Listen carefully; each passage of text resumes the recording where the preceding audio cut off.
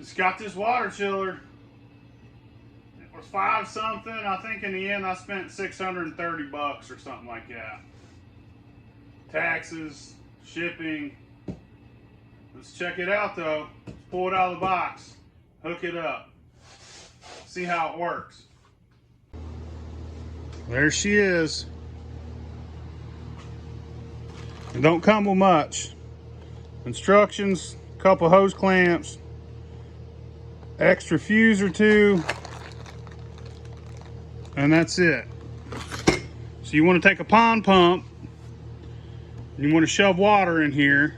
The water goes inside the unit, cools down, then you have a hose coming out going to your condenser. And the cold water go into your condenser, and the hot water go back to your cooler.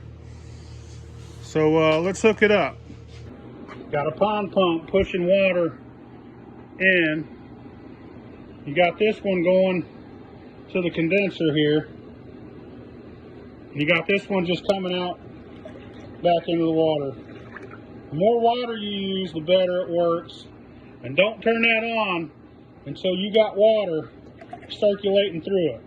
They're pretty easy to use. I like it so far. Check it out.